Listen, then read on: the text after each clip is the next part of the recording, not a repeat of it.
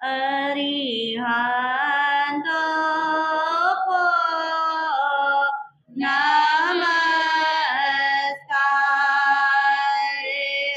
अरिहंतो को नमस्कार। श्री सिद्धो को नमस्कार। आचार्यों को नमस्कार। उपाध्यायों को नमस्कार। जग में जितने साधु गण हैं, जग में जितने साधु गण हैं, मैं सबको बंदो बारे बारे। अरिहंतों को नमस्कार। जी हाथ जोड़े दोरानो मेरी वंदना। जी हाथ जोड़े दोरानो मेरी वंदना। एक बार वंदना, हजार बार वंदना, लाख बार वंदना, करोड़ बार वंदना। जी हाथ जोड़े दोरानो मेरी वंदना। अहिंसा के अवतार परम पिता परमात्मा प्रभु महावीर स्वामी को भाववंदन। आत्मज्ञानी सदगुरुदेव युग प्रधान आचार्य सम्राट पूज्य श्री शिव मुनि जी महाराज साहब, उत्तर भारतीय परिवर्तनी श्रमणी सूर्या डॉक्टर गुरानी श्री सरिता जी महाराज साहब, सरल आत्मा सरल मना सदगुरु वरिया श्री अजय कुमारी जी महाराज साहब, श्रमणी गौरव प्रज्ञा ज्योति प्रवचन प्रभाविका डॉक्टर गुरानी श्री शिवाजी महाराज साहब के पावन पवित्र चरण कमलों में कोटि कोटि भाववंदन। आज की प्रातःकालीन प्रवचन सभा में आप सबका हार्दिक स्वागत है, हार्दिक अभिनंदन है।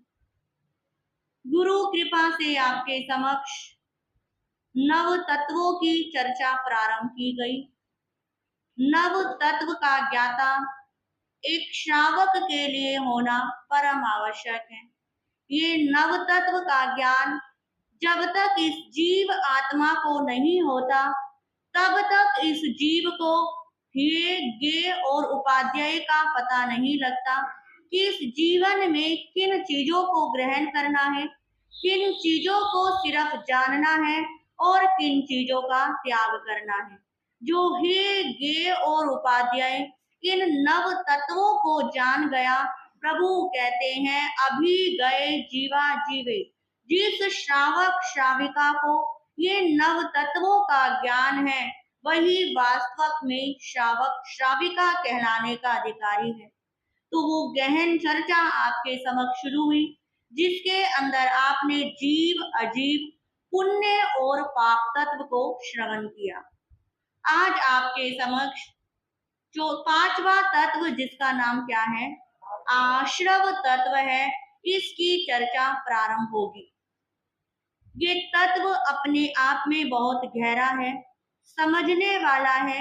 जब ये तत्व समझ में आ जाएंगे तो शेष तत्वों को आप अपने आप से समझ सकते हैं। तो कहते हैं इस संसार के अंदर सभी प्राणियों का आवागमन होता है और अनंत काल से इस संसार के अंदर प्राणियों का जन्म हो रहा है और अनंत काल तक इस संसार के अंदर प्राणी रहेंगे। तो संसार के अंदर रहने के पीछे मुख्य कारण क्या है? क्या है? कर्म है कि जब तक ये जीव आत्मा कर्म से बंधी हुई रहेगी तब तक इस जीव का आना और जाना चलता रहेगा।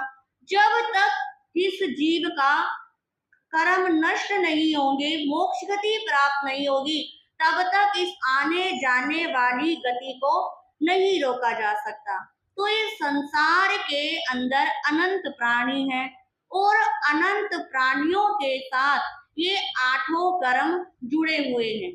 किसी के साथ ज्यादा और किसी के साथ कर्म, पर हर प्राणी के साथ ये 8 कर्म क्या हुए हैं? जुड़े हुए हैं। ये 8 कर्म आते हैं, हमारी आत्मा के साथ जुड़ते हैं और फल देते हैं और फल देकर क्या हो जाते हैं? चले जाते हैं।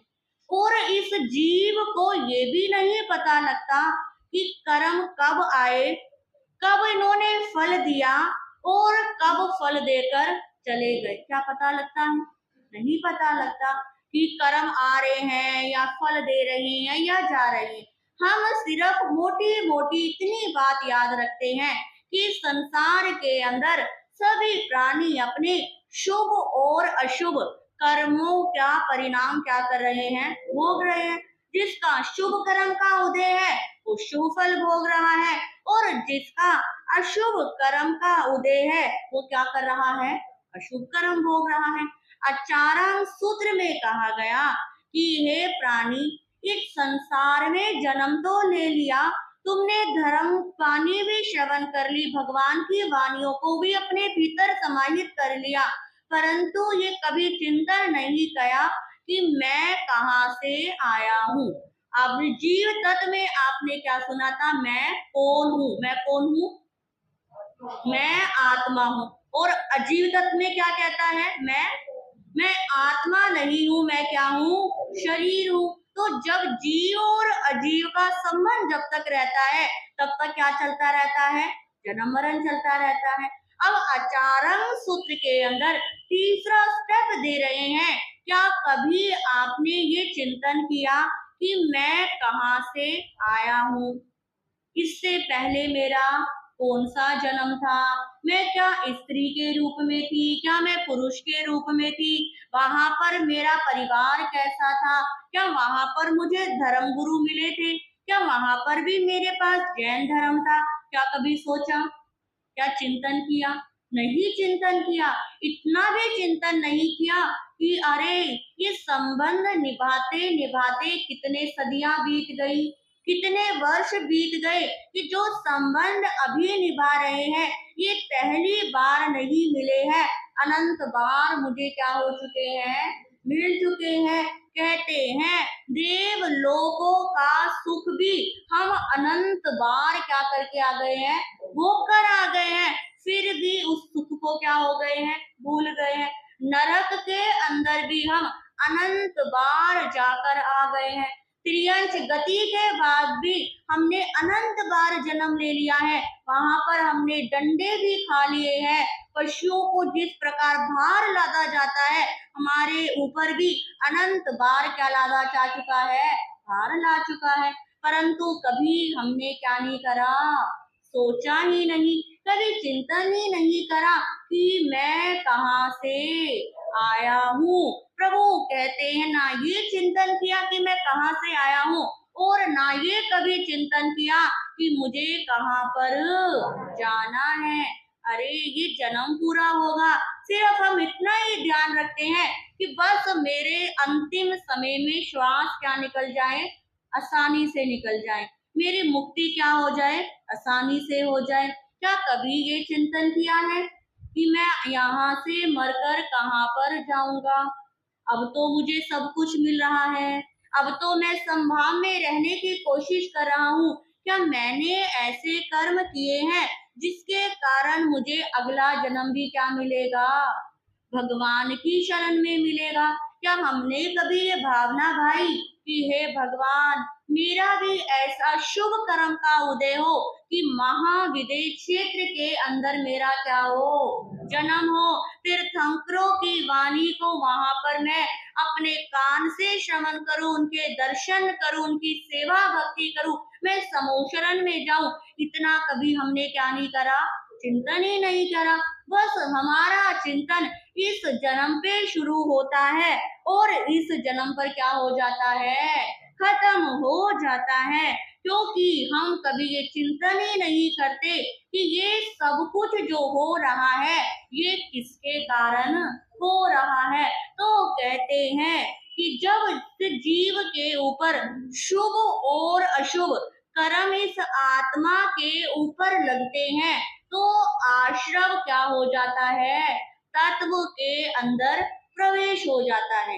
यानी कि जब शुभ भाव आए तो शुभ आश्रव और जब अशुभ भाव आए तो क्या होता है, अशुभ भाव, अशुभ आश्रव हो जाता है। और यही हो रहा है हमारे साथ, क्या हो रहा है, यही हो रहा है कि किसी के प्रति मन में अच्छे भाव आते हैं तो क्या हो जाते हैं, खुश हो जाते हैं। और जहां पर बुरे भाव आए वहीं पर क्या हो जाते हैं, गुस्सा करने लग जाते हैं, द्वेष करने लग जाते हैं। तो कहते हैं इस आत्मा का जो गेट है वो क्या हुआ है, खुला हुआ है। और जैसे जैसे हमारे भाव आते हैं वैसे वैसे कर्म क्या होते रहते हैं, इस आत्मा के ऊपर चिपकते रहते हैं। क्या इन कर्मों को हम बुलाते हैं, कोई बुलाता है कर्मों को? कर्म क्या आते हैं, अपने आप आते हैं। कहते हैं बिना इनविटेशन के क्या आते रहते हैं, कर्म आते रहते हैं। आप कभी कोई ये नहीं चाहता कि मैं बीमार हो जाऊं, मेरे ऊपर बुढ़ापा आ जाए या मुझे लॉस हो जाए, मैं परेशान हो जाऊं या मैं दुखी हो जाऊं। क्या हम क्या नहीं चाहते, कभी भी नहीं चाहते। फिर भी हम जो जिसको हमने इनविटेशन नहीं दी है फिर भी वो क्या होते हैं, आते हैं। कहते हैं जैसे कि कीड़े मकोड़े मच्छर होते हैं, इनको क्या कोई बुलाता है, नहीं बुलाता, फिर भी क्या हो जाते हैं, आ जाते हैं। क्यों आते हैं, इसके पीछे कारण होता है कि यदि कहीं पर गंदगी पड़ी हुई है, पानी जमा हुआ है, कहीं पर मीठा पड़ा है, घी जमा हुआ है, तो वहां पर क्या आ जाते हैं, कीड़े मकोड़े मच्छर इत्यादि आ जाते हैं। अब आप कहोगे हमने तो उसको क्या नहीं करा, बुलाया नहीं है। अब अपने घर को साफ सुथरा किस लिए रखते हो, कि भाई दरवाजे दिन छिपने से पहले ही बंद कर देते हैं, क्या ना आ जाए, मच्छर ना आ जाए। कुछ मीठा गिरते ही फटाफट क्या कर देते हैं, साफ कर देते हैं कि कहीं कीड़ी ना आ जाए। क्यों, क्योंकि हम उनको इनविटेशन देना नहीं चाहते। परंतु ये कर्म तो क्या हो जाते हैं, बिना बुलाए आ जाते हैं। कहते हैं जैसे चींटी कीड़े मकोड़े बिना इनविटेशन के नहीं आते, जहां पर गंदगी है वहीं पर तो क्या आए हैं, कीड़े मकोड़े आए हैं। उसी प्रकार इस आत्मा के ऊपर भी ये जो कर्म होते हैं ये बिना बुलाए नहीं आते। दूसरा कहते हैं जैसे कोई नहीं चाहता मुझे क्या हो, बीमारी हो, फिर भी हम क्या हो जाते हैं, बीमार हो जाते हैं। बीमार होने के पीछे क्या कारण होता है कि कई बार वेदर चेंज के कारण हो जाते हैं, कई बार हम कुछ ऐसा वैसा खा लेते हैं, कुछ गरिष्ठ भोजन कर लेते हैं, डीप फ्राई खा लेते हैं, मसालेदार भोजन खा लेते हैं, उसके कारण हम क्या हो जाते हैं, बीमार हो जाते हैं। बिना किसी कारण के तो हम क्या नहीं होते हैं, बीमार नहीं होते। तीसरी बात कहते हैं किसी को करंट लगता है, करंट कहाँ पर आता है, जहां पर गीला हो वहां पर क्या आता है, करंट लगता है। यदि कोई बिल्कुल सूखा है या सूखी लकड़ी पर खड़ा है, क्या उसको करंट आ सकता है, नहीं आ सकता। उसी प्रकार प्रभु कहते हैं कि ये हमारी आत्मा के ऊपर कर्म क्या होते हैं, आते हैं। हम ये सब तो क्या करते हैं, जानते हैं। हम ये कहते हैं कि मैंने ऐसा कर्म नहीं किया, फिर भगवान आपने मेरे साथ ऐसा क्यों किया। कई बार कहते हैं ना, मैंने तो किसी को दुख नहीं दिया, किसी को आज तक ऐसा नहीं किया, फिर मेरे साथ ही ऐसा क्यों होता है, भगवान को मेरे से ही बदला लेना था। कई लोग कहते हैं भगवान को मेरे साथ ही क्या है, पक्की दुश्मनी है, वो हमेशा मेरे साथ क्या करते हैं, ऐसा करते हैं। पर ऐसा नहीं होता। जिसने जैसी इनविटेशन दी हुई होती है उसके अकॉर्डिंग ही कर्म क्या होते हैं, आते हैं। नहीं तो ये कर्म कभी भी आ नहीं सकते। तो प्रभु कहते हैं अब हमने जान लिया कि हमारी आत्मा के ऊपर जो ये कर्म लगते हैं और जो आत्मा नाना गतियों के अंदर भ्रमण करती है उसके पीछे मुख्य कारण क्या है, कर्म है ना। कर्म के बिना क्या नहीं हो सकती है आत्मा, भटकेगी इधर उधर जाएगी नहीं।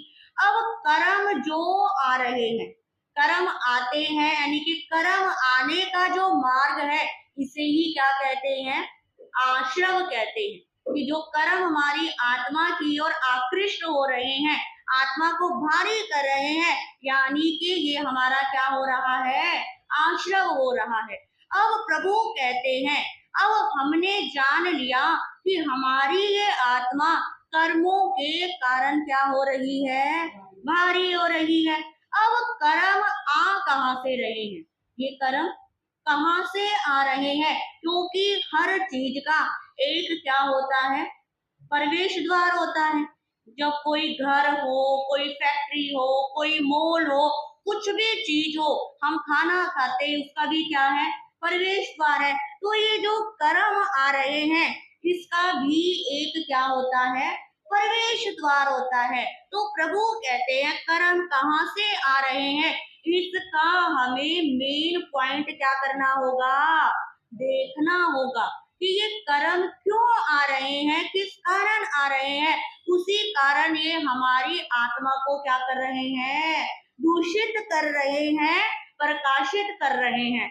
फिर अगली बात कहते हैं कि हमारी ये जो आत्मा है इसको एक तालाब की क्या दी है, उपमा दी है। एक तालाब होता है, तालाब का के अंदर कोई क्या नहीं होता, कोई बाउंड्री नहीं होती, और तालाब के अंदर कोई भी नदी कहीं से भी क्या हो सकती है, घुस सकती है। और तालाब कहे कि ये नदियां मेरे अंदर ना आए, क्या ऐसा हो सकता है, नहीं हो सकता। यदि कोई उस तालाब के 5 द्वारों में से एक द्वार क्या कर दे, बंद कर दे, तो क्या पानी आना कम हो जाएगा, नहीं, पानी तो क्या करेगा, आएगा ही आएगा। चाहे एक द्वार बंद कर लो, चाहे 2 द्वार बंद कर लो, चाहे 3 द्वार बंद कर लो, यदि एक भी द्वार खुला रहेगा तो तालाब के अंदर, समुद्र के अंदर क्या आएगा,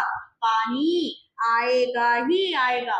उसी प्रकार जिस तालाब का कोई तट नहीं होता और जिसकी बाउंड्री नहीं होती, वो इधर उधर क्या हो जाता है, फैल जाता है।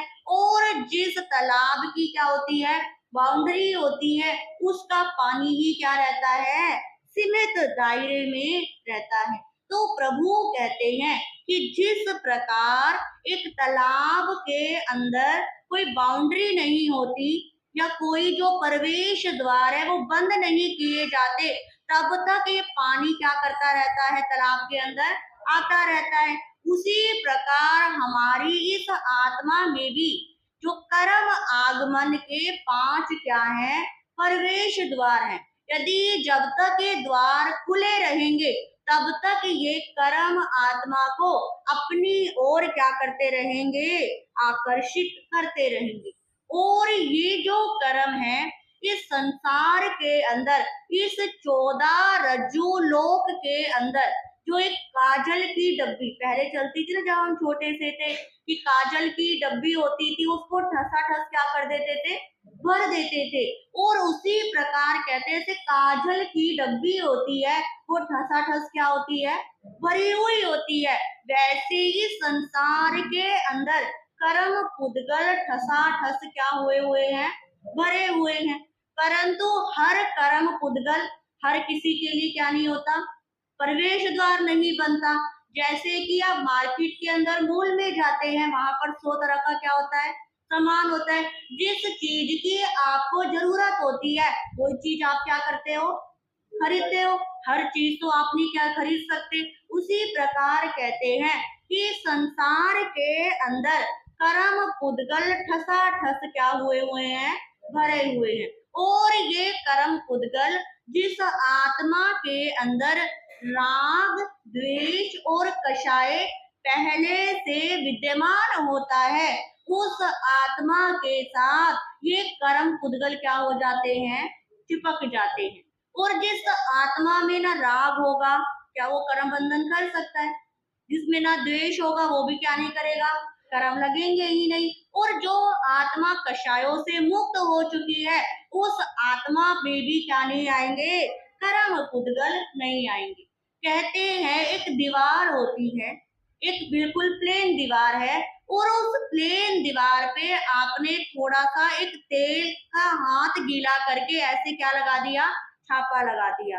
अब जो वो तेल का छापा लगाया है, क्या थोड़ी देर के बाद आप देखोगे तो जो आपने छापा लगाया है उसके ऊपर बिल्कुल बारीक बारीक धूल के कण क्या हो जाते हैं, जम जाते हैं, है ना। अगर आप उस तेल वाले हाथ को साफ करना चाहो, उस धूल को साफ करना चाहो, तो आप कर सकते हो? नहीं कर सकते ना। जितनी मर्जी मेहनत कर लो, आपको वो निशान तो क्या रहेंगे, रहेंगे ही रहेंगे। और उसी प्रकार एक दीवार है, उसमें आपने सिंपल पानी से हाथ गीला करा और दीवार पे क्या कर दिया, छाप दिया। अब उसके ऊपर भी क्या हो जाएंगे, मिट्टी तो हल्की फुल्की क्या हो जाएगी, लग जाएगी, परंतु आप एक कपड़े से साफ करोगे, दीवार क्या हो जाएगी, साफ हो जाएगी। उसी प्रकार कहते हैं कि जिस आत्मा के अंदर पहले से राग, द्वेष और कषाय हैं, उसी आत्मा को ये कर्म क्या करते हैं, जाकर चिपकते हैं। जिस आत्मा ने राग, द्वेष और कषाय को क्या कर दिया, खत्म कर दिया, उस आत्मा के साथ क्या नहीं जुड़ेंगे, कर्म नहीं जुड़ेंगे। तो आपको क्या कहा जाता है कि अपने राग द्वेष को क्या करो, कम करो, अपने कषाय भाव को क्या करो, कम करो। परंतु राग, द्वेष और कषाय खत्म होने क्या है आज के समय में, बहुत मुश्किल है। हम खत्म करने का क्या नहीं करते, प्रयास ही नहीं करते। 14 गुणस्थान होते हैं, आप सब जानते हो। इन 14 गुणस्थानों में कौन से गुणस्थान पे जाके राग द्वेष खत्म होता है, 12वें गुणस्थान पे। कि जब ये साधक मिथ्यात्व से अपनी यात्रा शुरू करता है और 12वें गुणस्थान पे जाकर क्या होता है, उसका राग द्वेष खत्म होता है। फिर 13वां और 14वां गुणस्थान तो 5 अक्षर बोलते ही क्या हो जाता है, इस आत्मा का कल्याण हो जाता है। तो राग द्वेष को छोड़ना इतना आसान नहीं है। ये आश्रव तत्व हमें कहता है कि हे साधक, यदि कर्म आने का मार्ग को तुझे रोकना है तो सबसे पहले अपने भीतर रहे हुए राग और द्वेष को क्या करना होगा, कम करना हो। राग भी खतरनाक है तो द्वेष भी क्या है, खतरनाक है। द्वेष इतना खतरनाक नहीं है, राग उतना ज्यादा क्या होता है, खतरनाक होता है। और राग द्वेष के कारण ये आत्मा मलिन होती जाती है, और आत्मा के जो गुण होते हैं, अनंत ज्ञान, अनंत दर्शन, अनंत सुख, वो सब सुख क्या हो जाता है, लुप्त हो जाता है। तो कहते हैं इस आत्मा के क्या है, 5 प्रवेश द्वार हैं, यानी कि इस आत्मा के ऊपर 5 प्रकार से कर्म क्या होते हैं, बंधते हैं। कर्म आने के 5 क्या होते हैं, मार्ग होते हैं, जिसके अंदर मिथ्यात्व, अव्रत, प्रमाद, कषाय और अशुभ योग, ये शब्द आपके लिए क्या नहीं होंगे, कोई नए नहीं है, परंतु अनंत बार क्या सुन चुके हो, परंतु इनके ऊपर क्या नहीं करा, चिंतन नहीं करा। प्रभु कहते हैं जैसे कि कोई एक भवन है, किसी का घर है, किसी की कोठी है, उसने सोचा कि घर की मैं दीवार खिड़कियां क्या कर देता हूँ, खोल देता हूँ। और खिड़की खोलने के बाद, दरवाजे खोलने के बाद उसे नहीं मालूम था कि बाहर गर्म हवा चल रही है, साथ में आंधी मिट्टी वाली गर्म हवा चल रही है, और उसने क्या कर दिए, खिड़की दरवाजे खोल दिए। अब खिड़की दरवाजे खुलने के बाद क्या होगा, घर के अंदर पहली बात तो जो ठंडक थी वो क्या हो जाएगी, खत्म हो जाएगी, और दूसरी बात की जो मिट्टी थी, बाहर की मिट्टी क्या हो जाएगी, अंदर आ जाएगी, और घर क्या हो जाएगा, गंदा हो जाएगा। उसी प्रकार प्रभु कहते हैं कि इस हमारी आत्मा भी एक क्या है, भवन के समान है, और इस भवन को हमें सुंदर रखने के लिए मिली थी। इस भवन की हम क्या रखें, साफ सफाई रखें, परंतु हमने इस भवन के पांचों द्वार क्या कर दिए हैं, खोल दिए हैं, जिसके माध्यम से ये आत्मा रूपी भवन क्या हो गया है, गंदा हो गया है। और गंदा जब हो जाता है तो उसको साफ करने के लिए क्या चाहिए होता है, सब मेहनत करनी पड़ती है। कहते हैं एक घर जो काफी समय से बंद पड़ा, उस घर के अंदर मिट्टी भरी हुई है, कचरा भर जाएगा, जाले लग जाएंगे, और आप उस घर में आए हो, उसको साफ करना पड़ेगा। अब साफ करने में आपको कितना समय लगेगा, एक दिन, कम से कम एक हफ्ते के अंदर आप उस घर को क्या कर सकते हो, साफ कर सकते हो। उसी प्रकार कहते हैं कि ये आत्मा रूपी भवन बेशक कितने जन्मों से इस आत्मा के ऊपर कर्म क्या हो रहे हो, आ रहे हो, पर एक बार दृष्टि सम्यक हो गई तो कुछ भी क्या नहीं लगेगा, समय नहीं लगेगा। ये नहीं कह सकते कि इस भवन को गंदा होने में जितना समय लगता है, साफ होने में भी उतना ही क्या लगता है, समय लगता है क्या। आप पेंट करवाते हो, दिवाली आने वाली, पेंट तो कब कराते हो, साल में, 2 साल में, 3 साल में पेंट करवाते हो। क्या जब पेंट होता है तो क्या उतना ही समय लगता है, 2 साल 3 साल, हफ्ते 10 दिन महीने में क्या हो जाता है, पेंट कंप्लीट हो जाता है। उसी प्रकार कहते हैं ये आत्मा रूपी हमें क्या मिला है, घर मिला है।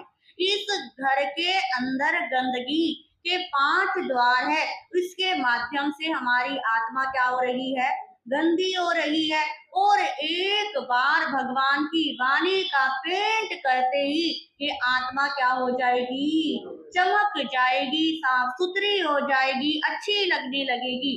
तो उस आत्मा हमारी गंदी ना हो, उसके लिए हमें जानना होगा कि ये आत्मा कौन से द्वारों से गंदी हो रही है। तो सबसे पहला द्वार है मिथ्यात्व आश्रम। अब आप कहोगे मिथ्यात्व के बारे में तो हमने क्या कर लिया है, इतना सुन लिया है। अभी जो लास्ट चर्चा थी वो भी हमारी कौन सी थी, मिथ्या दर्शन शल्य के पाप में थी। तो देखो हर जगह क्या आ रहा है, मिथ्यात्व आ रहा है। मिथ्यात्व यानी कि जब व्यक्ति की गलत क्या होती है, समझ होती है, जब उसे ज्ञान नहीं होता तो किसमें प्रवेश हो जाता है, मिथ्यात्व में प्रवेश हो जाता है। किसी व्यक्ति को कहीं कोई आग लग रही हो, या अपनी रसोई में खाना बनाया है, अब खाना बनाया भी गैस बंद करके ही आप क्या गए हो, अंदर गए हो, और किसी को नहीं पता कि अभी गैस क्या है, गर्म है, यदि कोई हाथ लगा दे तो क्या हो जाएगा, जल जाएगा। अब आप कहो कि उसको तो क्या नहीं थी, समझ नहीं थी, उसे ज्ञान नहीं था, उसे पता नहीं था, इसलिए उसका हाथ क्या नहीं होगा, नहीं जले। जिस प्रकार आग चाहे कोई जानता हो या ना जानता हो, उसका हाथ क्या करती है, जलाता ही जलाते हैं। उसी प्रकार कहते हैं यदि जीव की गलत धारणा है, वो धर्म को धर्म नहीं समझता है, उसकी बुद्धि विपरीत रहती है, तो समझना उसका किसमें प्रवेश हो गया है, मिथ्यात्व के अंदर प्रवेश हो गया है। जो व्यक्ति अनित्य को नित्य मानता है, अशुद्ध को क्या मानता है, शुद्ध मानता है, और जो दुख में भी सुखी होता है और पर को क्या मानता है, सो मानता है, उस व्यक्ति की आत्मा के अंदर मिथ्यात्व रूपी प्रवेश द्वार के माध्यम से क्या हो जाता है, प्रवेश हो जाता है। कहते हैं जिस व्यक्ति को पीलिया हुआ होता है उसे हर चीज क्या दिखाई देती है, पीली दिखाई देती है। और जिस व्यक्ति को कोई बुखार हुआ हो उसे आप मीठा भी खाने को दो उसे क्या लगेगा, कड़वा लगेगा। उसी प्रकार कहते हैं जिसकी दृष्टि मिथ्या है उसे सही सब कुछ सामने होने पर भी क्या लगता है, गलत लगता है। तो यानी कि जब जीव का एकाग्र दृष्टिकोण हो जाता है कि मैं ही ठीक हूँ, जो मैं कर रहा हूँ वो ही क्या है, ठीक है, तो ऐसी धारणा किसमें आती है, मिथ्यात्व के अंदर आती है। हमारे शास्त्रों के अंदर इस मिथ्यात्व को 3 भागों में बांटा गया है, जिसके अंदर कहते हैं पहला होता है अनादि अनंत। अनादि किसे कहते हैं, जिसकी आदि यानी कि जिसका स्टार्टिंग पॉइंट ना पता हो। और अनंत किसे कहते हैं, जिसका कभी कब खत्म होगा उसके बारे में नहीं पता। तो कहते हैं इस संसार के अंदर निगोद के जीव क्या होते हैं, अनादि अनंत मिथ्यात्वी जीव होते हैं कि वो एक इंद्रिय में ही क्या होते हैं, रहते हैं, एक इंद्रिय से बाहर नहीं आते, बेंद्रिय तेंद्रिय चौंद्रिय पचेंद्रिय में नहीं आते और वहीं पर अनंत बार जन्म करते हैं, वहीं पर क्या करते हैं, मरण करते हैं। तो ऐसे निगोद के जीवों को कभी भी धर्म की प्राप्ति नहीं हो सकती। तो पहले होते हैं कि ये भी नहीं पता कि कब से मिथ्यात्व के अंदर पड़े हुए हैं और कब तक क्या रहेंगे, पड़े रहेंगे, इसके बारे में नहीं पता। दूसरा होता है अनादि अंत। अनादि अंत का मतलब कि ये नहीं पता कि कब से मिथ्यात्व क्या हो रहा है, चल रहा है। अब हम अपनी ही बात करें, क्या हमें पता है कि हम कितनी बार कब कब कैसे कैसे हमने कर्म बांधे, परंतु अब हमें ये विश्वास करते हैं कि एक दिन अपने कर्मों की क्या करेंगे, एंडिंग करेंगे, समस्त कर्मों को क्या करेंगे, खत्म करेंगे। तो प्रभु कहते हैं हमारा मिथ्यात्व कौन सा है, अनादि अनंत वाला है कि पता नहीं है कब से शुरू हुआ है, परंतु एक ना एक दिन इस मिथ्यात्व का क्या होगा, एंड होगा। सबका करना है ना, सबको, है कोई ऐसा जीव जिसे यहीं पर ही रहना हो, तो सब क्या चाहते हैं, अपने इस मिथ्यात्व का एंड करना चाहते हैं। फिर तीसरा होता है जिसकी क्या है, आदि भी है और अंत भी है, यानी कि जिसके बारे में पता है कि इस जीव ने यहाँ से मिथ्यात्व शुरू किया था और यहाँ पर जाकर क्या करेगा, मिथ्यात्व खत्म कर देगा। यानी कि जब जीव को सम्यक की क्या हो जाती है, प्राप्ति हो जाती है। जैसे कि मोटा उदाहरण भगवान महावीर का, भगवान महावीर ने नए साल से पहले भी क्या कर लिए थे, अनंत जन्म कर लिए थे, परंतु उसकी क्या नहीं थी, गिनती नहीं थी। परंतु गिनती कहाँ से शुरू हुई, नए साल के भव से शुरू हुई। और नए साल के भव में आने के संकेत की प्राप्ति होने के बाद भी आप 27 भवों में देखते हैं कि कितनी बार क्रूर क्या आए, भाव आए, कितनी बार क्या गए, नरक में भी गए, कितनी बार देवलोक में भी गए, कितने जन्मों तक तो उनको जैन धर्म ही नहीं मिला। तो यानी के एक बार सम्यक दर्शन की प्राप्ति हो गई, फिर वापिस से क्या चला गया जीव, मिथ्यात्व में चला गया। परंतु मिथ्यात्व में जाने के बाद वहां से निकलकर सम्यक दृष्टि क्या हो गया, बन गया। तो जो ऐसा मिथ्यात्व होता है कि जिसकी आदि भी है और अंत भी है, तो प्रभु कहते हैं कि ये कर्म आगमन का प्रवेश द्वार में पहला द्वार कौन सा है, मिथ्यात्व आश्रव। तो ये मिथ्यात्व आश्रव हमें कहता है कि आज हमें चिंतन करना है कि मैं क्यों इस मिथ्यात्व के चक्कर में पड़ रहा हूँ, मेरे कर्म का आगमन कब से हुआ है और कब तक होता रहेगा, क्या मैं यही सब बार बार क्या करता रहूंगा, रिपीट करता रहूंगा। हम एक कपड़ा भी आप बार बार पहनना चाहोगे, क्या एक खाना आपको रोज खिलाया जाए, क्या बहनों खाओगे? एक ही प्रवचन में आपको रोज सुनाऊं, क्या आप सुनोगे? नहीं सुनोगे ना कि महाराज जी क्या करो, टॉपिक थोड़ा सा चेंज करो, हम क्या हो गए हैं, बोर हो गए। तो जब हम एक ही चीज से बार बार क्या हो जाते हैं, बोर हो जाते हैं, तो प्रभु कहते हैं क्या हम अपने जन्म मरण करते हुए अब तक बोर नहीं हुए? क्या हमें एक बार भी आलस नहीं आ रहा कि अब इसको क्या करना है, खत्म करना है? तो कर्म आगमन का मार्ग जब हम जानेंगे, क्योंकि जब तक हमें पता ही नहीं था कि भाई कर्म कहाँ से आ रहे हैं। कोई ट्रेन आनी होती है तो पहले क्या देखते हैं, ट्रेन कहाँ से क्या करेगी, आए, कितने बजे क्या करेगी, चलेगी, उसी हिसाब से आप क्या करते हो, चलते हो। यदि कोई ट्रेन लेट हो जाती है, फ्लाइट लेट हो जाती है, मैसेज आ जाता है, तो आप भी क्या हो जाते हो, लेट हो जाते हो ना। अभी 2 घंटे लेट हो गई, 6 घंटे लेट हो गई। उसी प्रकार कहते हैं कि हम हर चीज का स्टार्टिंग पॉइंट क्या करते हैं, जानने की कोशिश करते हैं। उसी प्रकार ये आश्रव तत्व कहता है कि हे साधक, कर्म आने का मार्ग जब तक तू नहीं जानेगा, तब तक कर्म आने के मार्ग पर रोक नहीं लगा सकते।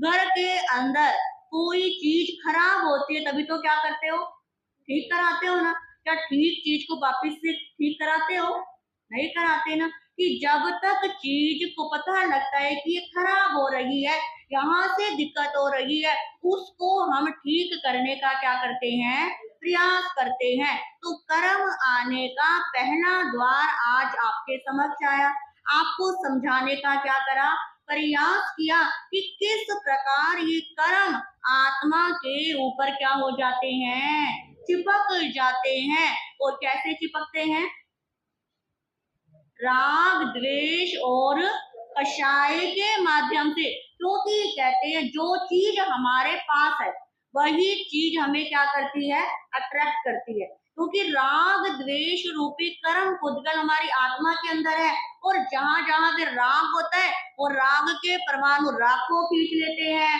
द्वेष के परमाणु द्वेष को खींच लेते हैं, और कषाय के परमाणु कषाय को क्या कर लेते हैं, खींच लेते हैं। और ये हमारी आत्मा कर्म पुद्गलों से दिन प्रतिदिन भारी होते हुए क्या हो जाती है, चली जाती है। तो इस प्रकार आज आपने आश्रव तत्व को और आश्रव का प्रवेश द्वार मिथ्यात्व आश्रव को क्या करा, सुना।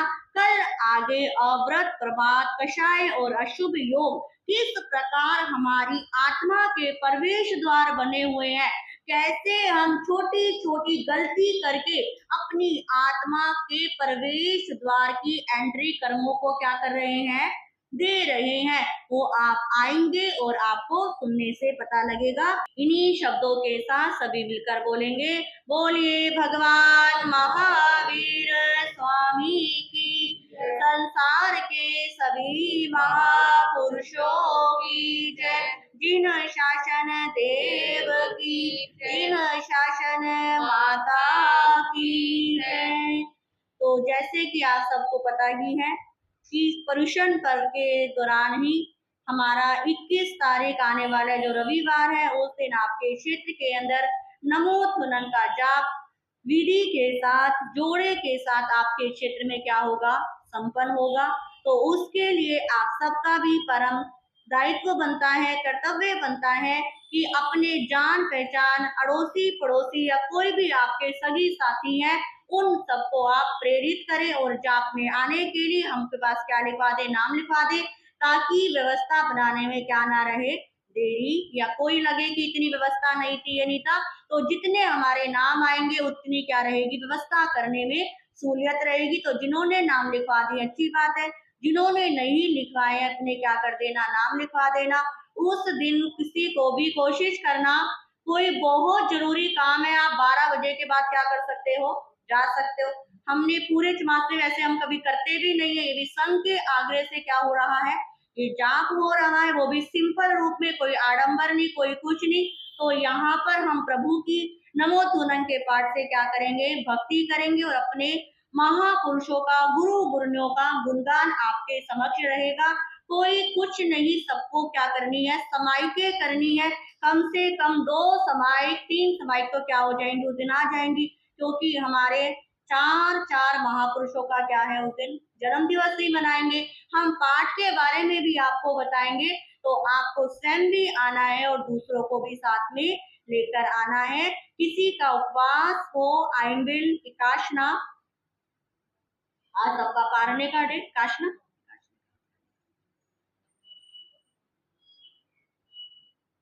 त्याग बोसरे बोसरे। आज सामूहिक पशकान के अंदर आज रहेगा श्री धर्म नाथाय नमे। श्री धर्म नाथाय नमे की एक एक माला करेंगे। और त्याग के अंदर आज घिया के कोफ्ते, घिया खा सकते हो सब्जी के रूप में, पर जब वो कोफ्तों के रूप में होगी, क्या नहीं खाना, घिया के कोफ्ते नहीं खाने और घिया की बर्फी भी नहीं खानी। गुरु साक्षी त्यागो श्रे गोश्री। हाँ जी, कोई सूचना कुछ? नमो हरिहंतानम, नमो सिद्धानम, नमो ऐरियानम, नमो वज्रायनम, नमो लोये सब सामुनम, ऐसो पंच नमोकारो सब पावप नाशनो मंगलानंचे सबे सिंह परमम हवै मंगलम। ओम नमो नानस, ओम नमो दंसरस, ओम नमो चरितस, ओम नमो तवस। श्री चत्तारी मंगलम मरियम तामंगलम, सिद्धा मंगलम, साहू मंगलम, केवली पणतो धम्मो मंगलम। चत्तारी लोगुत्तमा रियमता लोगुत्तमा, सिद्धा लोगुत्तमा, साहू लोगुत्तमा, केवली पणतो धम्मो लोगुत्तमा। चत्तारी शरणं पवज्जामि रिहंते शरणं पवज्जामि, सिद्धे शरणं पवज्जामि, साहू शरणं पवज्जामि, केवली पणतं धम्म शरणं पवज्जामि। ये चा